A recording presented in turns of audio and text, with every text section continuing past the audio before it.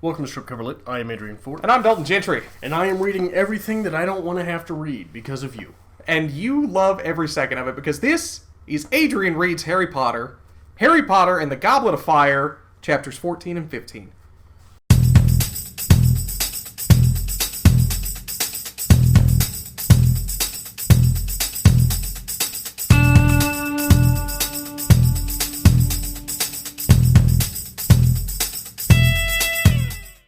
Life-changing, isn't it? Well, here's the best part of our Harry Potter videos. Yeah. I didn't expect two of them. Like, I usually prep myself for a smack, and then I'm like, okay, he's done. But two of them, really? Was Three. It necessary? It was three. Was it necessary? I may have concussed you. Oh, put me back in, coach. Anyway, chapter 14, The Unforgivable Curses. We get Mad-Eye Moody teaching the Imperius, Cruciatus, and Avada Kedavra curses to children. I figured you'd enjoy that. Yeah. Hermione starts S.P.E.W. I figured you'd enjoy that. We'll get into that a little bit. And Sirius responds to Harry because it's Harry Potter, and, we have to have that. That's it. That's all that happens in that chapter. Yeah. Chapter 15, Beauxbatons, and I hope it's Beauxbatons, I'm not pronouncing it wrong. Beauxbaton. And Durmstrang. Harry replies to Sirius. We learn that there is a way to resist the Imperius Curse, and they start practicing with the kids how to resist the dark arts. We get to meet the schools, and lo and behold, the famous Victor Krum goes to school at Durmstrang. Okay, so is there any place you would like to start? I think we need to talk about the curses. Do you want to get into that now? Okay, so enumerate the curses for me. There's three of them. You have the Imperius Curse, which is the one that controls you. It forces you to do whatever you want. Right. You have the Cruciatus Curse, which is torture. Yes. And Avada Kedavra, instant death. Instant death. Okay. So this Moody guy, what was the Avada Kedavra? Avada Kedavra. Avada Kedavra. That's a gun. Okay. That's shooting someone with a gun, you're dead. Boom, right? Okay. What was the torture one? That is the Cruciatus. Cruciatus and Avada Kedavra. So he's pro-torture. Okay. Pro-gun. Essentially pro-death penalty. Are you absolutely sure Moody's not American? Oh, Mad-Eye Donald. No. Is he pro these curses? No.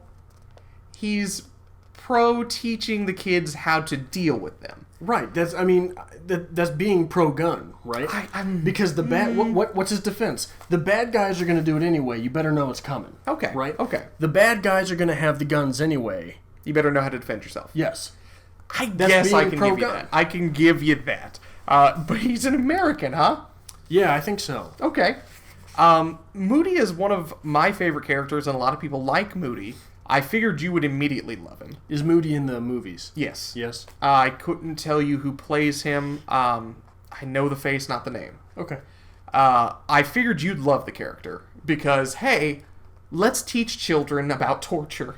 Let's teach children how to kill each other. Let's torture children a little bit. Let's torture them just a little bit. Just a little bit. Give them a taste of what it's like. Yeah. But three terrifying curses, really, because this is taking away from magic. Right. This is now real. Especially the Imperius Curse, which is the first one, which seems to be the lesser of the three. He even states, because, everybody's having a good time and he's laughing. He's like, oh, it's great, yeah. Let's make him drown himself now. Yeah. Let's make him jump off a cliff. Yeah. Yeah. So, delightfully fucked up. Now, you had an interesting insight to the Imperius Curse. Okay, we talked about this a few times here. Imperius, look at the word. Imperialism, look at the word. That's exactly what it is. This is forcing a person to do something they don't wish to do. Right. This is imperialism. This is J.K. Rowling just snuffing that in there one more time. Now, what does it also open up the door for? It opens up the door for a wave of McCarthyism. Okay. You are under the spell of Voldemort. Yes. You are under the spell of Mad-Eye Moody. Yes. You are doing what they want you to do. And that's what Moody said about the Ministry of Magic. They had a lot of difficulty because, once Voldemort fell, everybody just came and said, oh, I was under the Imperius Curse. I'm sorry. Right. I didn't do it. Yeah. Very interesting there. That is McCarthyism. That's the Red Scare more than anything. Yeah, and I think that's very interesting to work in here. Okay.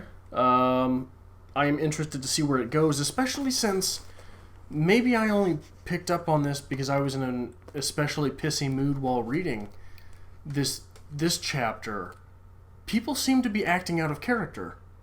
Okay. Neville raises his hand, and it surprised even himself, J.K. says.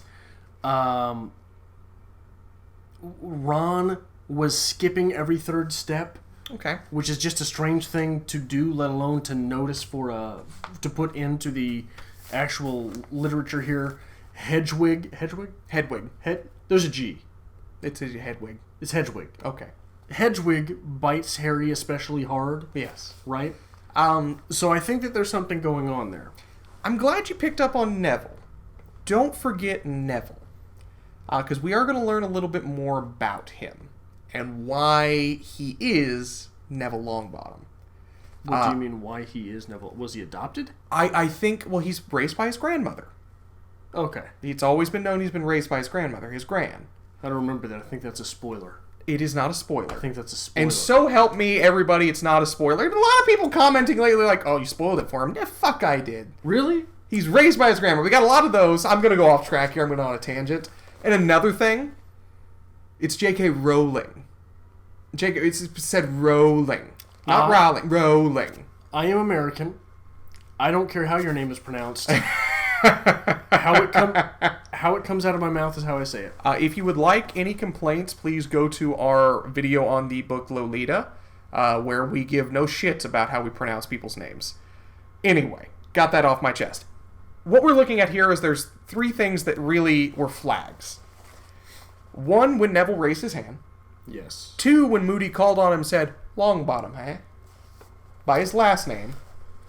And 3, when he's reading a book on his own, which we've never seen Neville be a studier, have we? I'd say 3 is more so when Hermione leaves class and immediately says, we need to go check on Neville.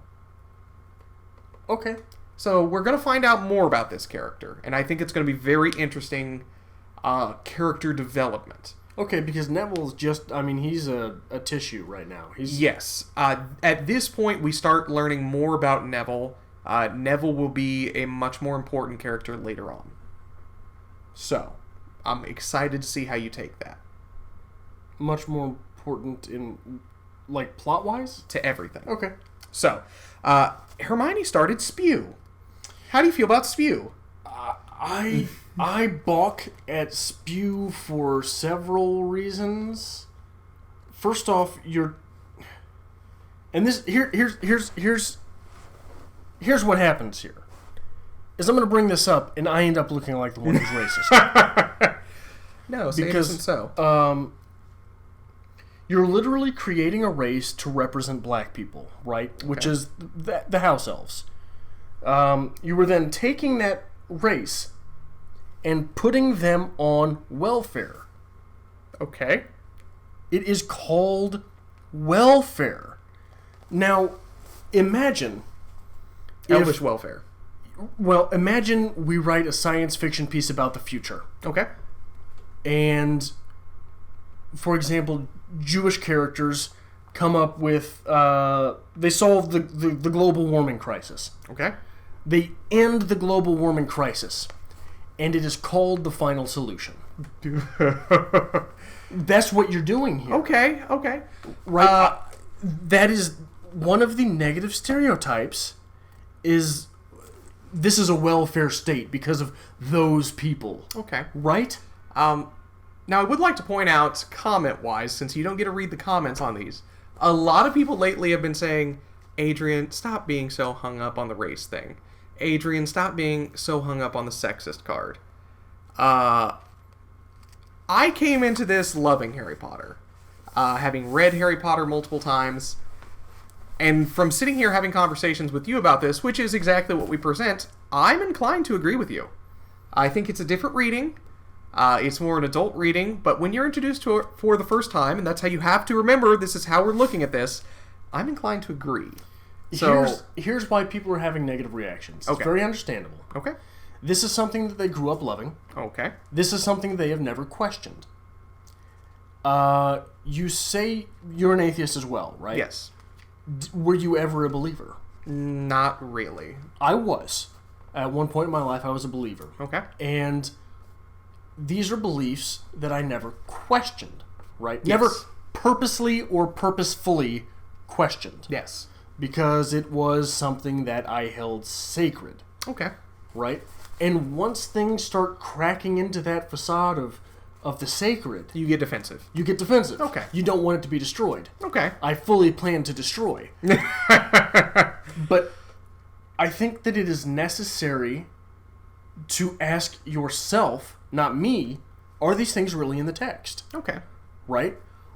You've look, I don't think it should be any mystery to anyone that the house elves are a metaphor for black slavery. Meaning, or the house elves situation is a metaphor for black slavery. Therefore, the house elves become a metaphor for blacks. Okay. You take them and put them on welfare. That is playing into a negative stereotype about race, is it not? That's the way it reads. So here's the thing. In the comments below, which Dalton reads, so I hope you're addressing them to him, because I don't see them anyway, you punk. And I hope you're angry, you punks. Do not simply say, I think you need to stop playing the race or gender or sexist card. Tell Dalton why. Dalton will present your argument to me, and I will destroy it again. But here's the thing. This is literature, right? So you have to be open to interpretations. That is what literature is for. It is to teach the big through the small or the small through the big. Right? Okay. So what you're doing here is saying...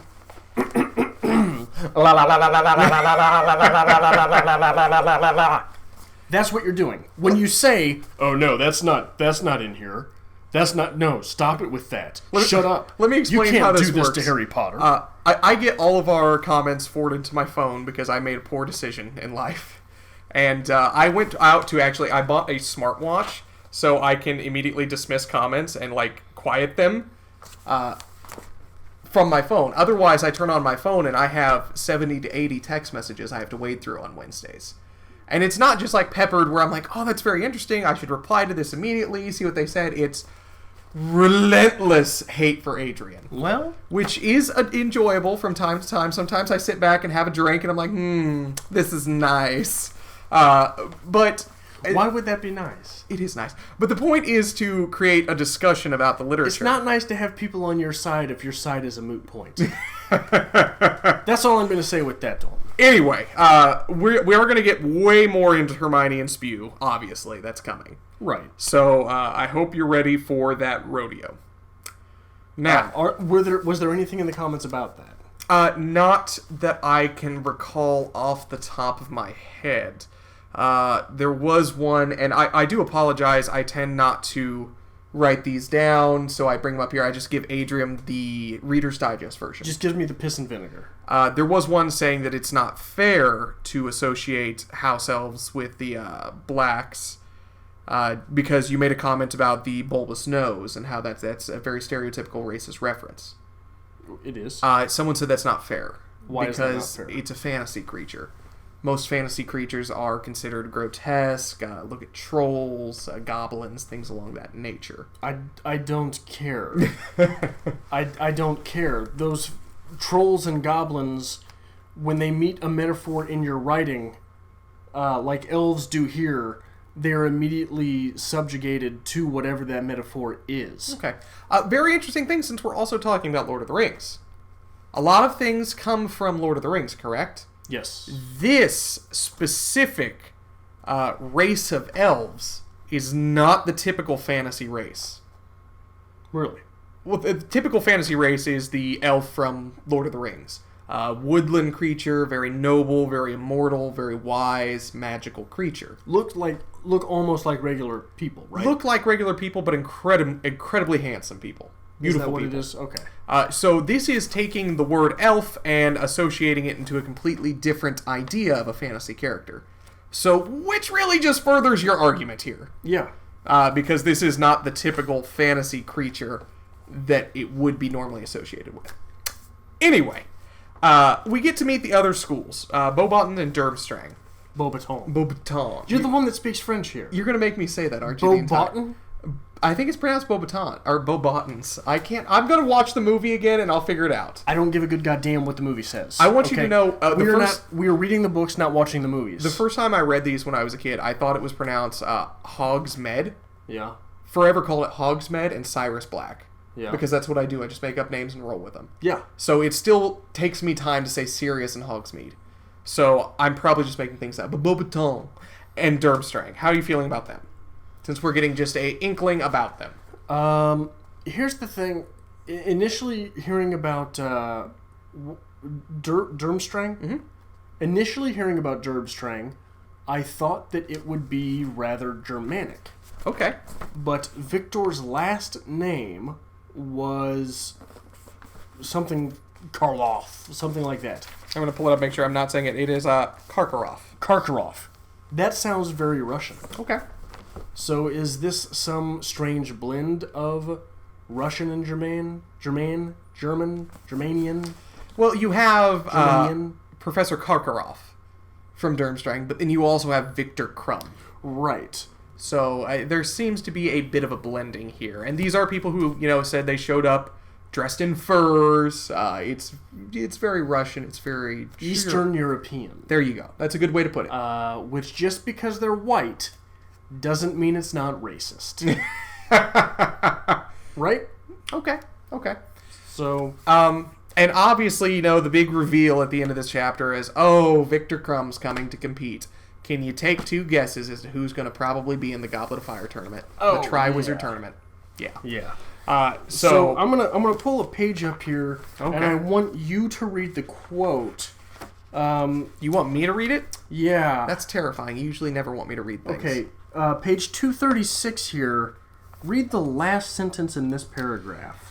The suits of armor were suddenly gleaming and moving without squeaking, and Argus Filch, the caretaker, was behaving so ferociously to any student who forgot to wipe their shoes that he terrified a pair of first-year girls into hysterics. Do you want me to just read it one more time? Do you want me to get the Reader's Digest version?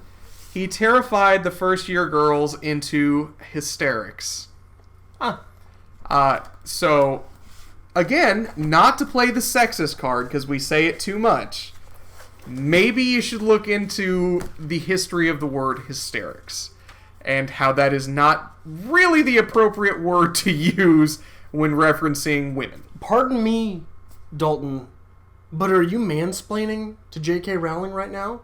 Oh my, am I you? Are you mansplaining to a female author the words that she should choose for her text? Adrian, it's J.K. Rowling. I don't give a fuck. That is poor word choice at its finest. Is it though? Is it? That's not sexist. What is sexist about the word hysterics? Oh no, I find the whole thing hysterical. Anyway, before you get me off on an entire tangent. Before I get you in too much trouble. Yes, Madame Maxine. Go ahead and hit the dislike button right now. We've been getting a lot of those lately, just floods of them. I'm okay. Madame Maxine, however you want to say it, obviously the French. Beauxbaton, headmistress. Beauxbaton. How do you feel about her? Because this is a large woman. Maxime. A very large woman. Madame Maxime. But is not defined as most large characters are in this piece. Well, she is large, not fat. Like Hagrid is large, not fat. Okay. He's going to fall in love with her, isn't he? You think so? I see it coming. Okay. Or she's going to fall in love with him, one way or the other. But, okay. But two Hagrid-sized characters going at it in the Harry Potter universe. Earth-shaking, to say the least. I wonder where that line is between being fat and being large. Okay. Now, not to just... If this is your first Harry Potter video, by the way, J.K. Rowling is very into fat shaming. Not to fuel your fire with this, but it does appear that bad and/or negative large characters are referred to as fat. Fat. characters who are a little more amicable and, dare I say, jolly, are large. Yes. And big. Yes. So, just saying. Fine line. Yeah. And don't... have there been fat-shaming comments, too? Oh, yeah, absolutely. Well, tell me it's not in the text. Tell me it's not in the text. I will say with the fat-shaming, though, more people said, oh, look at that. Yeah. As compared to... When I can identify a villain who is not yet revealed as a villain by the fat words that you choose to describe them, maybe go a little bit lighter on claiming to be a social justice warrior. That's all I'm saying. Maybe I'm not the bad guy here.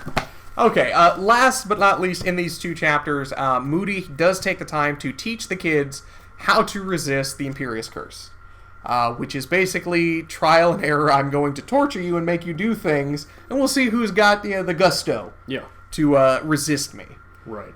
And of course, Harry Potter. Harry Potter is the only one who has the ability to resist the Imperius Curse. At this point, I'm starting to believe that it's just because the Potter child is stupid. Okay. He's too dumb. Didn't get it? So there's not enough going on up there. Not enough to just brainwash him? He's okay? What was it I questioned? There was something with Voldemort. Oh, right. What? Talk about something for a minute. I'm not listening anyway. The only thing that's really Voldemort was mentioned for in this chapter was the fact that... killing the parents again. He killed Harry Potter's parents, and the only person who has been known to survive the Avada Kedavra curse was, in fact, Harry Potter. However, I think it's very strange that Moody immediately says afterwards that, it takes powerful magic. You all could point your wands at me and say the words and give me a nosebleed at best. Technically, that's surviving the curse, just saying.